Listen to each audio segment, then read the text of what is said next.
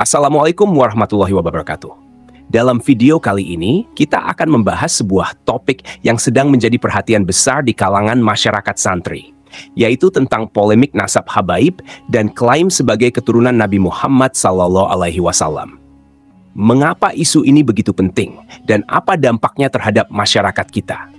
Mari kita telusuri lebih dalam agar kita mendapatkan gambaran yang jelas tentang fakta dan peristiwa yang terjadi di balik klaim tersebut.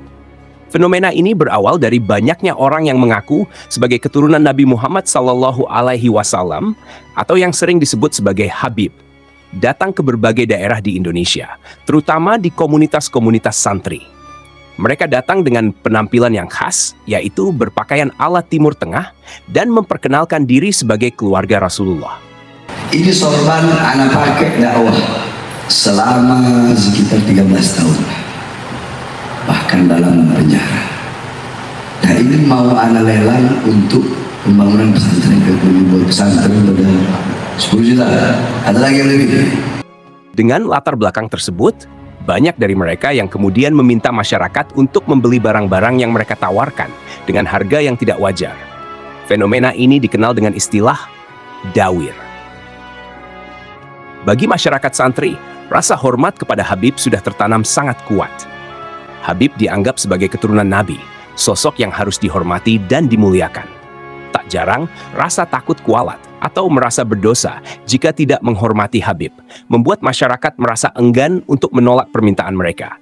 Bahkan, jika permintaan tersebut terasa tidak masuk akal. Ini adalah salah satu bentuk eksploitasi spiritual yang cukup marak terjadi di beberapa daerah, di mana masyarakat santri terjebak antara rasa hormat dan keengganan untuk mempertanyakan kebenaran klaim nasab tersebut. Namun, di balik rasa hormat yang begitu besar, mulai muncul suara-suara keraguan.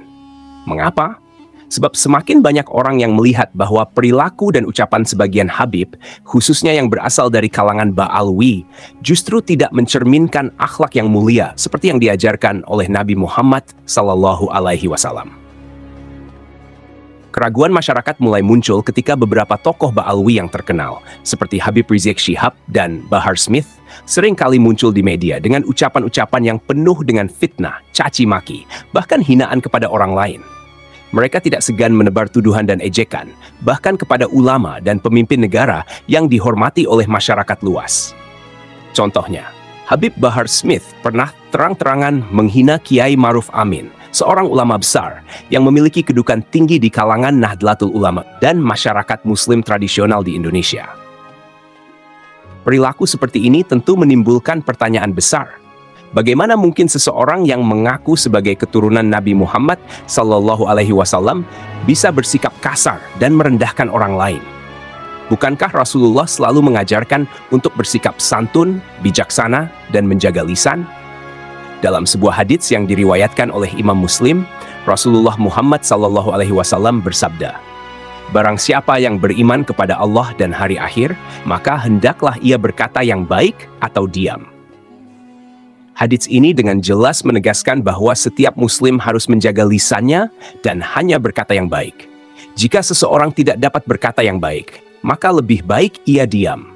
Sikap inilah yang semestinya menjadi pedoman bagi setiap Muslim, apalagi bagi mereka yang mengaku sebagai keturunan Rasulullah.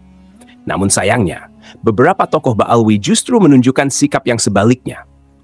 Selain menyerang tokoh-tokoh agama dan pemerintahan, beberapa Habib dari kalangan Ba'alwi juga mengeluarkan pernyataan kontroversial tentang Wali Songo. Wali Songo adalah 9 wali yang sangat dihormati oleh masyarakat Jawa karena peran besar mereka dalam menyebarkan Islam di Nusantara. Namun, beberapa Habib justru menyebut bahwa Wali Songo tidak memiliki nasab yang sah dan hanya merupakan dongeng pujangga Jawa. Pernyataan ini tentu memicu kemarahan banyak pihak, karena Wali Songo dianggap sebagai tokoh-tokoh yang berjasa besar dalam penyebaran Islam di Indonesia. Bagi masyarakat Muslim tradisionalis, Wali Songo adalah simbol penyebaran Islam yang damai dan bijaksana. Metode dakwah mereka yang lembut, penuh toleransi, dan mampu beradaptasi dengan budaya lokal telah menjadi warisan yang dihormati hingga saat ini. Namun, dengan munculnya pernyataan bahwa Wali Songo tidak memiliki nasab yang sah, banyak orang mulai mempertanyakan integritas dari para Habib yang mengeluarkan pernyataan tersebut. Apakah pernyataan ini didasarkan pada fakta atau hanya upaya untuk merendahkan tokoh-tokoh yang berbeda pandangan? Krisis kepercayaan terhadap nasab Ba'alwi semakin memuncak ketika beberapa tokoh yang sebelumnya mendukung Habib seperti Kiai Imaduddin Usman dan Fuad Pleret secara terbuka menyatakan bahwa nasab Ba'alwi sebagai keturunan Nabi Muhammad SAW tidak dapat dipertanggungjawabkan. Mereka menyampaikan hal ini dengan data dan argumen yang kuat, yang hingga kini belum dapat dibantah oleh pihak Ba'alwi. Kiai Imaduddin Usman, yang sebelumnya dikenal sebagai pendukung Ba'alwi, dengan tegas menyatakan bahwa klaim nasab mereka harus dibatalkan. Hal ini ia dasarkan pada penelitian dan data yang menunjukkan bahwa tidak ada bukti kuat yang dapat mendukung klaim tersebut. Selain itu, Fuad Pleret, yang sebelumnya menjadi Muhibin, juga menyatakan bahwa ia tidak lagi mendukung klaim nasab Ba'alwi. Fuad bahkan secara aktif mempromosikan gerakan pembatalan nasab Ba'alwi di berbagai daerah. Salah satu hal yang semakin memperlemah posisi Ba'alwi adalah cara mereka merespons kritik dan keraguan yang muncul dari masyarakat. Alih-alih merespons dengan tenang dan bijaksana, banyak di antara mereka justru merespons dengan kemarahan, nada bicara yang tinggi, dan bahkan caci maki. Sikap emosional seperti ini justru memperlihatkan ketidakmatangan dan kurangnya kebijaksanaan yang semakin membuat masyarakat meragukan keabsahan klaim nasab mereka. Dalam Al-Quran, Allah Subhanahu wa Ta'ala mengajarkan kita untuk bersikap lemah lembut dalam berdakwah dan menghadapi perbedaan. Allah Subhanahu wa Ta'ala berfirman, "Maka disebabkan rahmat dari Allah lah kamu berlaku lemah lembut terhadap mereka. Sekiranya kamu bersikap keras lagi berhati kasar, tentulah mereka menjauhkan diri dari sekelilingmu." Ali Imran 159. Ayat ini dengan jelas menunjukkan bahwa dakwah harus dilakukan dengan penuh kelembutan dan kasih sayang. Jika seseorang bersikap keras dan kasar, maka orang-orang akan menjauh darinya. Sikap keras dan emosional yang ditunjukkan oleh beberapa tokoh Ba'alwi justru semakin memperlemah posisi mereka di mata masyarakat. Nasab bukanlah ukuran kemuliaan dalam Islam. Nasab atau garis keturunan memang memiliki kedudukan yang penting, terutama ketika berbicara tentang keturunan Rasulullah Muhammad SAW. Namun, Islam juga mengajarkan bahwa kemuliaan seseorang tidak ditentukan oleh nasabnya, melainkan oleh ketakwaannya kepada Allah Subhanahu wa Ta'ala.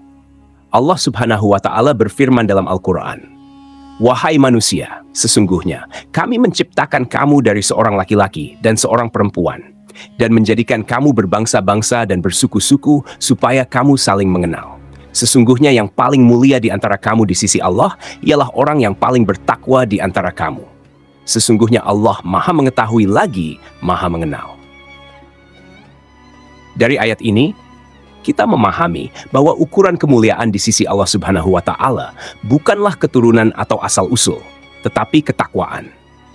Orang yang paling mulia di sisi Allah Subhanahu wa Ta'ala adalah orang yang paling taat dan bertakwa, bukan orang yang hanya mengandalkan nasab tanpa akhlak yang baik. Demikianlah pembahasan kita tentang polemik nasab habaib. Dari sini, kita dapat mengambil pelajaran penting bahwa dalam Islam, akhlak dan ketakwaan lebih utama daripada garis keturunan. Kita diajarkan untuk menghormati setiap orang bukan berdasarkan nasab, tetapi pada kebaikan dan ketakwaan mereka kepada Allah Subhanahu wa Ta'ala. Mari kita jaga diri kita dari pengkultusan berlebihan terhadap seseorang tanpa memperhatikan akhlak mereka. Tetaplah berpegang teguh pada ajaran Islam yang mengutamakan keadilan, kebenaran, dan akhlak yang baik. Jangan lupa untuk terus mendukung kami dengan menekan tombol subscribe agar kalian tidak ketinggalan informasi yang bermanfaat dari channel Menuju Cahaya TV.